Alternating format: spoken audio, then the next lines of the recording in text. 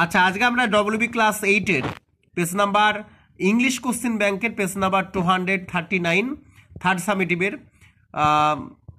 গ্রামারগুলি আমরা সলভ করব। প্রথম যে কোশ্চেন রয়েছে, I said to the student, did you go to school? Change the mode of narration. এটা আমরা কি করব, এই যে সেড টু রয়েছে, এই সেড টু জায়গায় আমরা আস্কড লিখব। লাস্টে জিজ্ঞাসা চিহ্ন রয়েছে, did you go to school. এবং আরেকটা নিয়মটা বলে দিই, এই যে সেড টু এটাও পাস্ট টেন্স, মানে এই লাইনটাও পাস্ট টেন্স, এই লাইনটাও পাস্ট টেন্স, তাহলে হয় পাস্ট পারফেক্ট টেন্স। কোনটা হয়? এই লাইনটা পাস্ট পারফেক্টে লিখতে হয়, পাস্ট পারফেক্ট টেন্স অনুযায়ী লিখতে হয়। আমি বলে দিচ্ছি নিয়মটা। তাহলে জিজ্ঞাসা চিহ্নযুক্ত বাক্যে সেড টু জায়গায় আস্কড হবে, আই আস্কড দ্য স্টুডেন্ট। এইবারটা নিয়ম হচ্ছে যে did you go to school. দেখো, ডিড কিন্তু ডব্লিউএস ওয়ার্ড নয়। যদি ডব্লিউএস ওয়ার্ড থাকে তাহলে কিন্তু ইফ হবে না, আর যদি ডব্লিউএস ওয়ার্ড থাকে তাহলে কিন্তু ডব্লিউএস ওয়ার্ডটাই বসে যাবে। প্রশ্ন কিন্তু ডব্লিউএস ওয়ার্ড দিয়ে শুরু নেই, ডিড দিয়ে রয়েছে, তাই ইফ হবে। একটা জিনিস মনে রাখবা, এই জায়গায় যদি ডব্লিউএস ওয়ার্ড থাকে তাহলে কিন্তু ডব্লিউএস ওয়ার্ডটাই বসে যায়। তাহলে এটা কি হবে? এটা হবে সেড টু জায়গায় asked, I asked the student. If they হবে, ইউ প্রোনাউন চেঞ্জ হয়, তোমরা সকলে জানো, যে ইউ চেঞ্জ হয়ে দে হবে। If they had gone to school. প্রশ্ন হচ্ছে যে ইফের পরে কি লিখবো? ইফের পরে সাবজেক্ট লিখতে হয়, এবং মানে প্রোনাউন চেঞ্জ করে যে সাবজেক্ট হবে সেটা।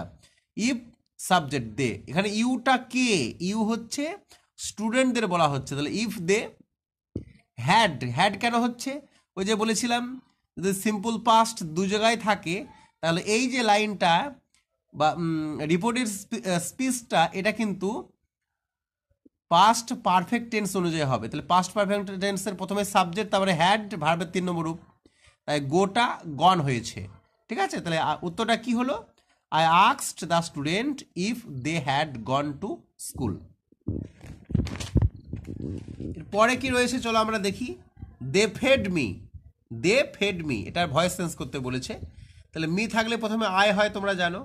আর এই যে ফেড শব্দটা, এটা হচ্ছে ভার্বের 2 নম্বর রূপ, তাই ওয়াজ ওয়ারের মধ্যে একটা হয়। তাহলে আয়ের পরে ওয়াজ বসবে। I was fed by them, they থাকলে দেম হয়, খুব সহজ। He return home when it was raining. এটা করতে বলেছে identify the clause and state its kind, মানে ক্লজের তলায় দাগ দিতে হবে এবং এর কি প্রকারের ক্লজ লিখতে হবে।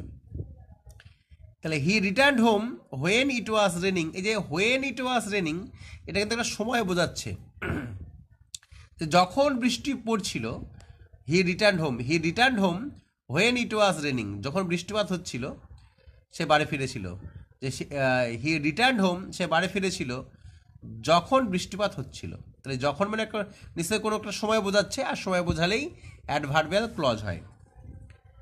She or A necklace set with diamonds. এটা ফ্রেজ নির্ণয় করতে বলেছে এবং কি প্রকারের ফ্রেজ লিখতে হবে।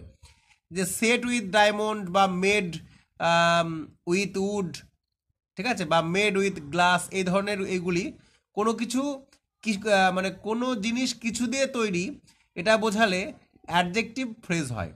ঠিক আছে, set with diamond, set with diamond, বা মেড উইথ উড, বা মেড উইথ গ্লাস, ঠিক আছে, কাঁচের তৈরি বা কাঠের তৈরি, ঠিক আছে, বা ডায়মন্ডের তৈরি কোনো কিছু, সেক্ষেত্রে অ্যাডজেক্টিভ ফ্রেজ হয়।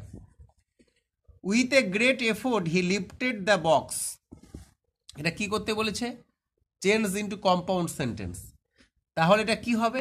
He put a great effort and lifted the box. And কেন হলো? কারণ কম্পাউন্ড সেন্টেন্সগুলি কনজাংশন দ্বারা যুক্ত থাকে, তোমরা সকলে জানো, and, but, either or, neither nor, এইগুলি। ঠিক আছে, তারপরে কি রয়েছে? যে Bipin will never do it again, he is determined. Join the sentence by using an infinitive. Infinitive মানে 2 প্লাস ভার্বের 1 নম্বর রূপ। তাহলে এটা কীভাবে হবে? যে Bipin is determined never to do it again, এটা হচ্ছে অ্যান্সার। এরপরে রয়েছে I am dash only one who called you. এটা অ্যাপ্রোপ্রিয়েট আর্টিকেল লিখতে হবে। I am the only one who called you. My friend is living in Kolkata for the last 5 years. Rewrite using present perfect continuous tense. আগে আমরা দেখে নিই এটা কোন টেন্সে রয়েছে। এটা রয়েছে প্রেজেন্ট কন্টিনিউয়াসে। আমাদের করতে হবে কি প্রেজেন্ট পারফেক্ট কন্টিনিউয়াস। তাহলে subject plus has been have been হয়। তাহলে মাই ফ্রেন্ড সাবজেক্ট লিখতে হবে, মাই ফ্রেন্ড যেহেতু সিঙ্গুলার তাই হ্যাজ বিন হবে, হ্যাভ বিন হবে না। My friend has been living living in Kolkata. ব্যাপার হচ্ছে যেটা করতে বলেছে সেটা হচ্ছে প্রেজেন্ট পারফেক্ট কন্টিনিউয়াস টেন্স। নিয়মটা কি subject plus has been have বিন ভার্বের সাথে আইএনজি যোগ। সাবজেক্ট এক বচন তাই হ্যাজ বিন হয়েছে, ভার্বের সাথে আইএনজি যোগ হয়েছে। আই প্লেড ফুটবল, এটা কিসে পরিবর্তন করতে বলেছে change into past perfect continuous. একটু আগে আমরা প্রেজেন্ট পারফেক্ট কন্টিনিউয়াসটা করলাম। তো প্রেজেন্ট পারফেক্ট এবং পাস্ট পারফেক্টের একটাই পার্থক্য, প্রেজেন্ট পারফেক্টে হ্যাজ বিন হ্যাভ বিন হয় সাবজেক্টে পড়ে, আর পাস্ট পারফেক্টে শুধু হ্যাড বিন হয়। তাহলে I had been playing football ভার্বের সাথে আইএনজি হয়, সাবজেক্ট প্লাস হ্যাড বিন ভার্বের সাথে আইএনজি। এভরি সোলজার ফট dash fill in the blanks with appropriate adverb, এটা ব্রেভলি হবে, এভরি সোলজার ফট ব্রেভলি।